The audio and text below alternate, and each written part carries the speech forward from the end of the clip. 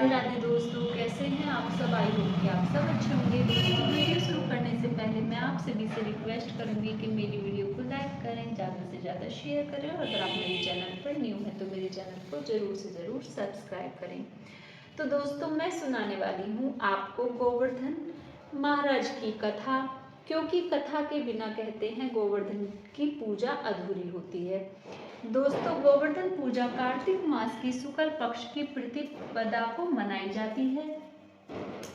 इस पावन दिन भगवान श्री कृष्ण गोवर्धन पर्वत और गायों की पूजा अर्चना की जाती है। दोस्तों, पूजा की विधि कुछ इस प्रकार है। सबसे पहले घर के आंगन में गोबर से गोवर्धन का चित्र बनाएं। इसके बाद रोली, चावल, खीर, बतासे, जल, दूध, पान, केसर, फूल और दीपक जलाकर गोवर्धन भगवान की पूजा करें।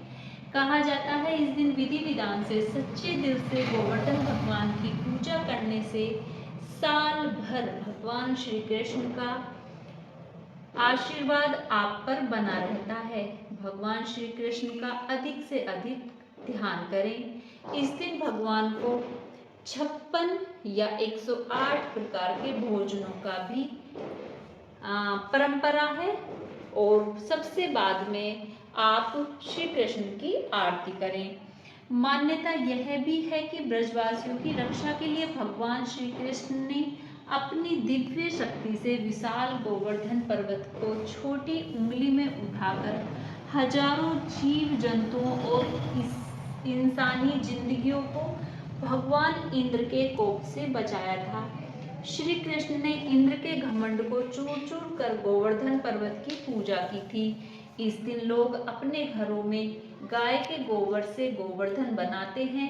कुछ लोग गाय के गोबर से गोवर्धन की पर्वत बनाकर भी पूजते हैं, तो कुछ लोग गाय के गोबर से गोवर्धन भगवान श्री कृष्ण के रूप में जमीन पर बनाकर पूजते हैं।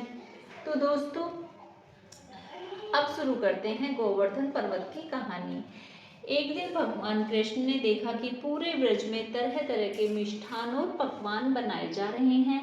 पूछने पर पता चला कि यह मेघ देवता इंद्र की पूजा के लिए तैयार हो रहा है। इंद्र प्रसन्न होंगे तभी वर्षा होगी, गायों को चारा मिलेगा तभी वे दूध देंगे और हमारा काम चलेगा। यह सुनकर भगवान श्री कृष्ण ने इंद्र की निंदा करते हुए कहा कि पूजा उसी देवता की करनी चाहिए जो प्रत्यक्ष आकर पूजन सामग्री स्वीकार करे। इंद्र में क्या शक्ति है जो पानी बरसाकर हमारी सहायता करेगा। इससे तो शक्तिशाली वह गोवर्धन पर्वत है जो वर्षा का मूल कारण है। हमें इसकी पूजा करनी चाहिए। इस बात की धूम मचने लगी। नंद जी ने एक सभा बुलवाई और सबके सामने कृष्ण से पूछा कि इंद्र की पूजा से जो उत्पीड़न समाप्त होगा, चौमासे के सुंदर दिन आएंगे, गोवर्धन पूजा से क्या लाभ होगा। उत्तर में श्री कृष्ण ने गोवर्धन की बहुत प्रशंसा की और उसे गोप गोपियों का एकमात्र सहारा सिद्ध कर दिया। कृष्ण की बात से समस्त ब्रजमंडल प्रभावित हुआ। उन्होंने घर जाकर अनेक प्रकार के व्यंजन, मिष्ठान आदि बनाए और गोवर्धन की तैयारी में कृष्ण द्वारा बताई विधि विधान से भोग लगाकर पूजा करने लगे। भगवान की कृपा से ब्रजवासियों द्वारा अर्पित समस्त पूजन सामग्रियों भोग गिरिराज ने स्वीकार करके खूब आशीर्वाद दिया। सभी लोग अपना पूजन सफल समझकर प्रसन्न हो रहे थे। तभी नारद जी ने इंद्र महोत्सव देखने के लिए ब्रज आए तो उन्हें पता चला कि इस बार कृष्ण के बताए अनुसार इंद्र की बजाय गोवर्धन की पूजा की जा रही है।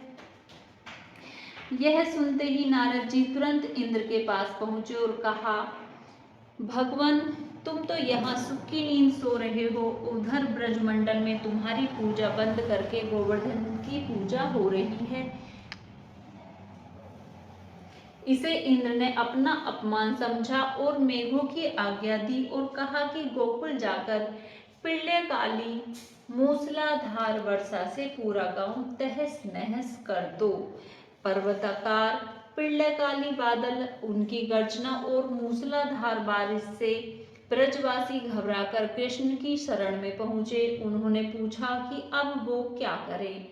कृष्ण ने कहा, तुम गायों सहित उस गोवर्धन की शरण में चलो, वह तुम्हारी रक्षा करेगा। सारे ग्वाल बाल गोवर्धन की पास पहुंच गए। श्री कृष्ण ने गोवर्धन को अपनी छोटी उंगली पर उठा लिया। कन की उंगली पर गोवर्धन महाराज को उठाकर सभी ब्रजवासी 7 दिन तक उसके नीचे सुखपूर्वक रहे। उन्हें किसी प्रकार की कोई तकलीफ नहीं हुई। इंद्र ने पूरा जोर लगा लिया, पर वह ब्रजवासियों का कुछ नहीं बिगाड़ पाया। भगवान की महिमा को समझकर अपना गर्व त्याग कर वह स्वयं ब्रज में गया और भगवान कृष्ण के चरणों में गिरकर अपनी मूर्खता पर पश्चाताप करने लगा। 7वें दिन भगवान ने गोवर्धन को नीचे रख दिया। उन्होंने गोवर्धन पूजा करके अन्नकूट हर वर्ष मनाने की आज्ञा दी। तभी से ही यह उत्सव अन्नकूट और गोवर्धन के नाम से मनाया जाता है। बोलो गोवर्धन महाराज की जय।